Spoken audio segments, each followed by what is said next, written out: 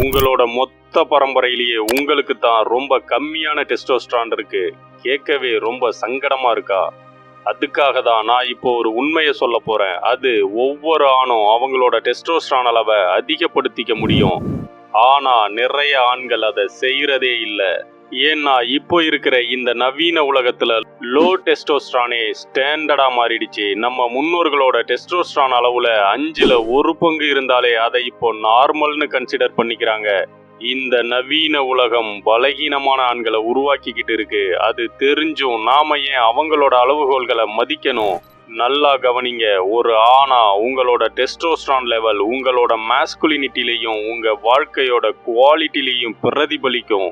உங்க energy, ambition, muscle mass, phone density இது எல்லாமே உங்களோட டெஸ்டோஸ்டரான் அளவை பொறுத்தது. ஒவ்வொரு ஆணும் அவங்களோட டெஸ்டோஸ்டரான் லெவலை இயற்கையான முறையில் அதிகப்படுத்திக்கத்தான் விரும்புகிறாங்க. ஸோ இந்த வீடியோவில் நான் சொல்ல போகிற இந்த 5 விஷயங்களை ஃபாலோ பண்ணாலே கண்டிப்பாக நீங்கள் உங்கள் டெஸ்டோஸ்டரான் லெவலை நேச்சுரலாக இன்க்ரீஸ் பண்ணிக்க முடியும். Welcome to growth side. Number 1, say no to poison.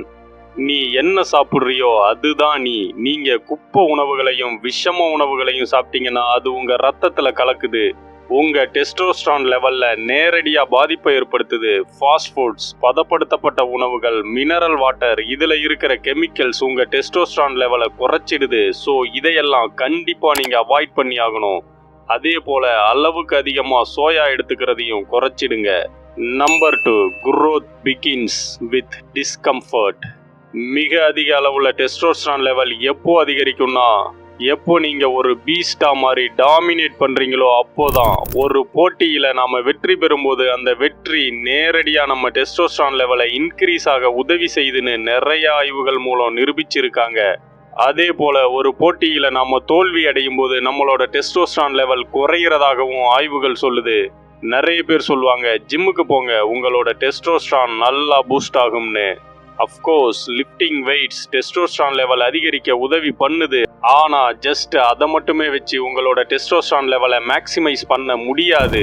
உங்க முன்னோர்களை பத்தி நினைச்சு பாருங்க. அவங்க வேட்டையாட வேண்டி இருந்துச்சு, போட்டியிட வேண்டி இருந்துச்சு, சண்டை போட வேண்டி இருந்துச்சு, அப்புறம் அவங்க எடைகளை தூக்க வேண்டியும் இருந்துச்சு. ஆமா, அவங்க மரங்கள், பெரும் கற்கள், பாறைகளை தூக்கி சுமந்து போனாங்க.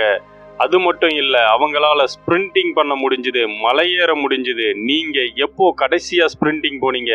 நீங்க எப்போ கடைசியா காம்படிஷன்ல இன்னொரு ஆணோட சண்டையிட்டு அவனை தோக்கடிச்சிங்க?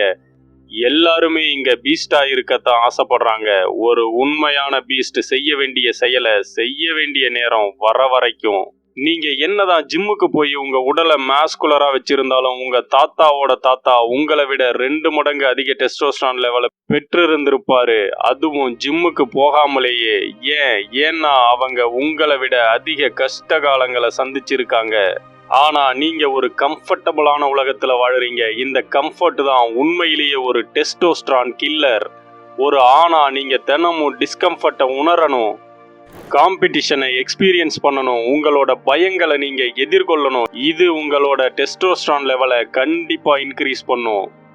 Number 3, sleep the great recovery. நீங்க தூங்குற நேரத்துல தான் உங்களோட உடம்புல டெஸ்டோஸ்டரான் உற்பத்தி உச்சத்துல இருக்கும். ஸோ சாதாரண தூக்கம் தானே அண்டர் எஸ்டிமேட் பண்ணாதீங்க. இங்க ரியாலிட்டி என்னன்னா, போதுமான அளவு தூக்கம் வராததுக்கு காரணமே அவங்களோட உடம்ப போதுமான அளவுக்கு செயல்படுத்தாம சும்மாவே வச்சிருக்கிறதால தான். அதனாலதான் அவங்க உடம்புல போதுமான அளவு டெஸ்டோஸ்டரான் சுரக்காம புழுக்களை போல கிடக்குறாங்க. உங்க உடம்பு தேவையான அளவுக்கு வருத்துனீங்கன்னா அது தானா ரெஸ்ட் எடுக்கும். அதுக்கு ரெஸ்ட் தேவைப்படும், ரெக்கவர் ஆக டைம் தேவைப்படும். போதுமான அளவு உங்களுக்கு தூக்கம் கிடைக்கலன்னா அது உங்க டெஸ்டோஸ்டரான் லெவலை ரொம்ப குறைச்சிடும். வெறும் 5 மணி நேரம் மட்டுமே தூங்குறது உங்களோட டெஸ்டோஸ்டரானை 10 to 15% குறைக்கிறதா ஆய்வு சொல்லுது. ஸோ நீங்க கண்டிப்பா ஒரு நாளைக்கு 8 மணி நேரம் நல்லா தூங்கணும். இதுல சும்மா தூங்குறதுக்கும் குவாலிட்டியான தூக்கம் தூங்குறதுக்கும் வித்தியாசம் இருக்கு. சில பேர் 8 மணி நேரம் தூங்கி எழுந்தாலும் டயர்டாவே ஃபீல் பண்ணுவாங்க. அவங்க ஸ்லீப் குவாலிட்டி மோசமா இருக்குன்னு அர்த்தம். லேட் நைட் நல்ல ஆழ்ந்த தூக்கம் தூங்கும் போது தான் டெஸ்டோஸ்டரான் உற்பத்தி அதிகமா இருக்கும்னு ஆய்வுகள் சொல்லுது. உங்க முன்னோர்களை நினைச்சு பாருங்க. அவங்க சூரியன் மறைஞ்சு இருட்டானாலே தூங்க போனாங்க. சூரியன் உதிக்கும் போது எழுந்துடுவாங்க.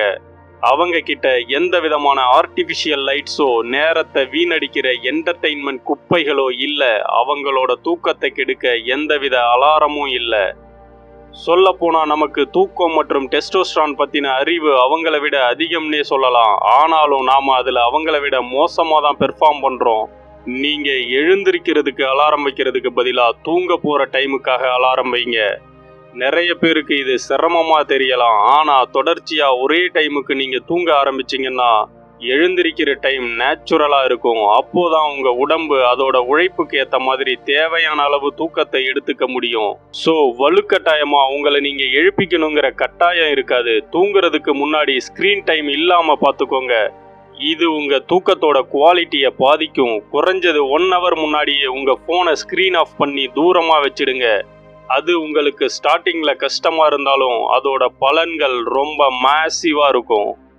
இது போல ஆழ்ந்த நல்ல குவாலிட்டியான தூக்கம் உங்களோட டெஸ்டோஸ்டரான் உற்பத்தியை பல மடங்கு உயர்த்தும். Number 4, force your self. ஆமா, அதிக அளவு டெஸ்டோஸ்டரான் லெவலை பெற உங்களை நீங்களே ஃபோர்ஸ் பண்ணிக்கணும். இதை கேட்டதும் நிறைய பேர் என்ன அது எப்படி முடியும்னு தோணும். ஏன்னா அவங்கெல்லாம் நம்ம மைண்டோட உண்மையான பவர் என்னன்னு தெரியாதவங்க. நமக்கு ஆல்ரெடி நல்லா தெரியும் பிளேசிபோ எஃபெக்ட் உண்மையானதுன்னு. இன்னும் சொல்ல போனா நீங்க சும்மா சில விஷயங்களை திங்க் பண்ணாலே செக்ஷுவலி ஸ்டிமுலேட் ஆக முடியும். அந்த அளவுக்கு நம்ம மைண்டுக்கு பவரும் கண்ட்ரோலும் இருக்கு. நிறைய பேர் இப்போ பலகீனமான மைண்டை தான் பெற்று இருக்காங்க. அவங்க குறைந்த அளவு டெஸ்டோஸ்டரான் உருவாகிற அளவுக்கு தான் அவங்க உடலை ஃபோர்ஸ் பண்றாங்க. ஏன்னா அவங்க தவறான விஷயங்களை உண்மைன்னு நம்புறாங்க. மேலும் ரொம்ப வீக்கான மைண்ட் செட்டோட இருக்காங்க. இதை திங்க் பண்ணி பாருங்க. நம்ம முன்னோர்கள் வாழ்ந்த காலத்துல நிறைய ஆபத்துகளும் போட்டிகளும் இருந்துச்சு. அவங்க சர்வைவலுக்கு ரொம்ப கஷ்டப்பட்டாங்க. ஆனா நாம இப்போ ரொம்ப கம்ஃபர்டபுளான சொபிஸ்டிகேட்டடான வாழ்க்கையை வாழ்ந்துட்டு இருக்கோம்.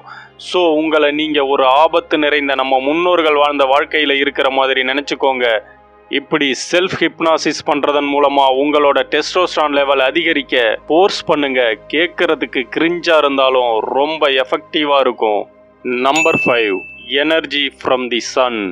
சூரியன்ல ஏகப்பட்ட சக்தி இருக்கு. அதிலிருந்து மனிதனால சில சக்திகளை கேப்சர் பண்ணிக்க முடியும். சன்லைட் நம்ம ஸ்கின்ல போதுமான அளவு படும்போது உங்களோட டோட்டல் டெஸ்டோஸ்டரான் லெவல் அதிகமாகும்னு ஆய்வுகள் சொல்லுது.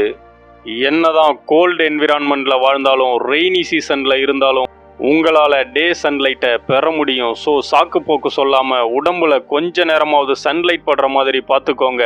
நீங்க காலை நேரத்துல வாக்கிங் அல்லது ரன்னிங் போகும்போது அப்படியே குறிப்பிட்ட அளவு சூரிய ஒளியை உங்க உடம்புல வாங்கிக்க முடியும். இது ஒரே கல்லுல 2 மாங்காய். நாம பார்த்த இந்த 5 வழிகள்ல இதுதான் ரொம்ப ரொம்ப ஈஸியஸ்ட் வழி. இதனால நீங்க விட்டமின் டி சப்ளிமெண்ட் எடுத்துக்க வேண்டிய தேவையும் இருக்காது. அப்புறம் ஒரு முக்கியமான விஷயம், நீங்க உங்களோட வாழ்க்கையில அடுத்த கட்டத்துக்கு முன்னேற விரும்புனீங்கன்னா இந்த சேனலை சப்ஸ்கிரைப் பண்ணி உங்க அன்பை கொடுங்க. நன்றி.